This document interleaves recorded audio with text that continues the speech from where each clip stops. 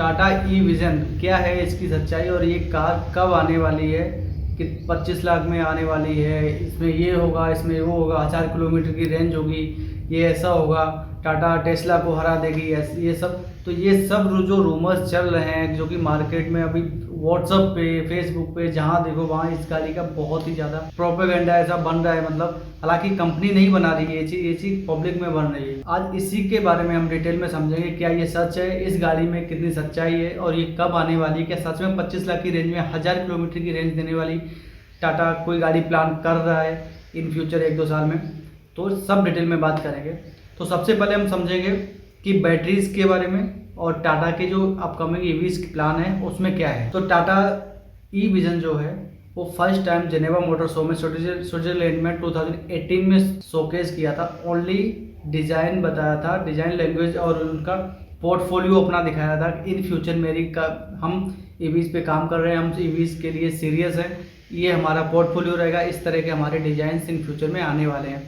तो इस वजह से 2018 में, और क्योंकि उस टाइम पे बहुत सारी कंपनीज में अपने अपने प्रोडक्ट्स दिखाए थे ईवीज को लेके और आगे फ्यूचर प्लान्स के बारे में ये सब शोकेस किया था। तो टाटा ने भी अपना एक ई विजन करके प्रोडक्ट जो सेडान थी और इलेक्ट्रिक, उसको शोकेस किया था और बताया था। और हालांकि कोई भी उस टाइम पे स्टेटमेंट नहीं दिया था कि ये गाड़ी कब आएगी, कितनी रेंज होने वाली है, कैसा क्या सब कुछ रहने वाला है। ये ओनली एक पोर्टफोलियो था जो कि वहाँ पे शोकेस किया था, बताने के लिए कि हम ऐसे डिज़ाइन लैंग्वेज पे काम कर रहे हैं, इस तरह से हम इन फ्यूचर में गाड़ी लाने का हमारी कोशिश रहेगी। तो आप समझते हैं कि 1000 किलोमीटर की रेंज देने वाली गाड़ी सिर्फ 25 लाख में पॉसिबल है? तो बिल्कुल नहीं, वो भी आज की डेट में।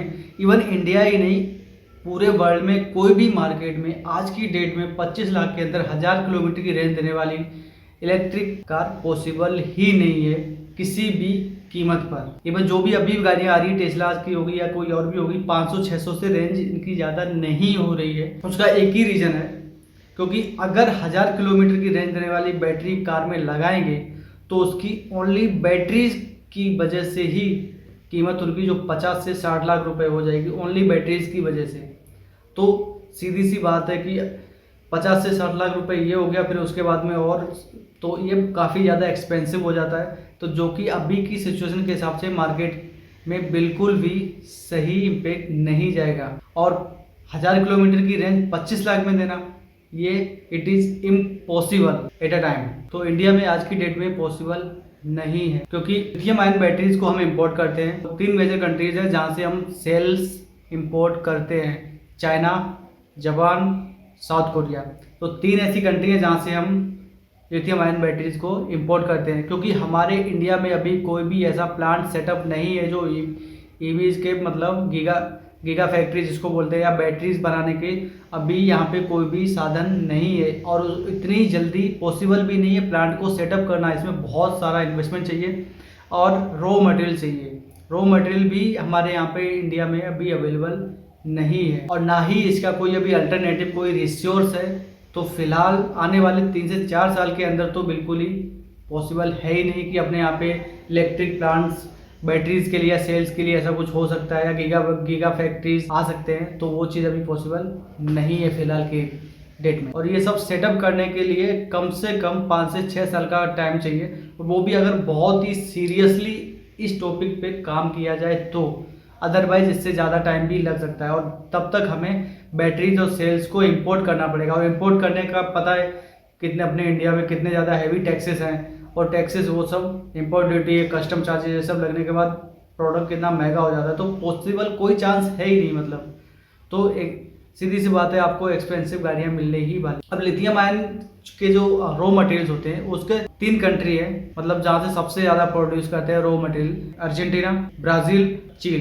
ये 3 कंट्रीज ऐसी है जो लिथियम आयन बनाने वाला रॉ मटेरियल सबसे ज़्यादा सप्लाई करती है, सबसे ज़्यादा इनके यहाँ पे रॉ मटेरियल मौजूद है। और थोड़ा बहुत यूएस के पास है, थोड़ा बहुत चाइना के पास में है। तो 3-4 कंट्रियाँ और है जहाँ भी थोड़ा बहुत है, और सबसे मेजर स्टॉक जिनके पास है वो अर्जेंटीना, ब्राज़ील और चीन के पास में सबसे मेजर स्टॉक है लिथियम आयन का रॉ मटेरियल। तो अगर हम नेचुरल रिसोर्सेज की बात करें, तो अगर सपोज इंडिया बैटरी बनाने का चलो फैक्ट्री लगा भी लेता है, कुछ भी कर लेता है, तो फिर भी हमें रॉ मटेरियल तो इम्पोर्ट ही करना पड़ेगा, जो कि फिर से मतलब वही चार्जेस लगने वाले और वही सब महंगा होने वाला है। तो इसमें कोई भी अभी समझदारी नहीं है, क्योंकि ऑलरेडी इतना पैसा इन्वेस्ट करने के बाद भी अगर कीमतें डाउन ना हो तो कोई मतलब नहीं, सेंस नहीं बनता है। तब भी पॉसिबिलिटीज़ एकदम ना के बराबर हैं। तो क्या मतलब इंडिया में पॉसिबल ही नहीं है आने वाले टाइम में इतनी जल्दी कुछ गीगा बैटरी फैक्ट्रीज का ये सब? तो हाँ बिल्कुल है, पर उसमें टाइम लगेगा सेटअप करने में वो सब, क्योंकि हमें जीरो से स्टार्ट करने पड़ेगा। हमारे पास बैटरीज के रॉ मटेरियल के रिगार्डिंग कुछ भी नहीं है, सब हमें इंपोर्ट करना पड़ेगा और ये चीज़ बहुत ही महंगा पड़ने वाला है। तो ये भूल जाओ कि 25 लाख के अंदर 1000 किलोमीटर की रेंज देने वाली कोई कार ऐसी आने वाली है, ना ही टाटा की तरफ से ना ही किसी और ब्रांड की तरफ से इतनी जल्दी फिलहाल के टाइम में। आने वाले फ्यूचर में पता नहीं, जब रिसोर्सेज, क्योंकि जिस तरह से यूज बढ़ रहा है, काफ़ी कंपनियां प्लांट्स डाल रहे हैं बैटरीज के रिगार्डिंग, और बहुत सारे कॉम्पिटिशन जब बढ़ेंगे तब बैटरीज की कीमत धीरे धीरे डाउन होगी।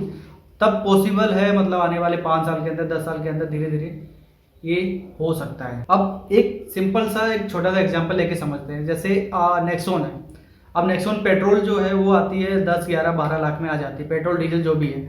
और वही ईवी जो है, ईवी आपको टॉप मॉडल उसका 17, 18, 19 लाख तक आता है। और अगर वेट की बात करें, जो पेट्रोल डीजल का वेट है और जो ईवी का वेट है, जबकि उसमें रेंज 300 किलोमीटर की मिलती है, 350 किलोमीटर की रेंज मिलती है, और बैटरी भी इतनी ज़्यादा बड़ी नहीं है, 33 किलोवाट की बैटरी है। तो इस वजह से भी गाड़ी का जो नेचुरल जो गाड़ी है, जो पेट्रोल डीजल वाली, उसके कंपैरिजन में ईवी का वेट बहुत ज़्यादा है। तो अगर हम 1000 किलोमीटर की रेंज देते भी है तो गाड़ी में वेट इतना ज़्यादा बढ़ जाएगा जो कि उसके पावर को रिड्यूस कर देगी, और जो एक पैसेंजर व्हीकल के लिए सही नहीं है।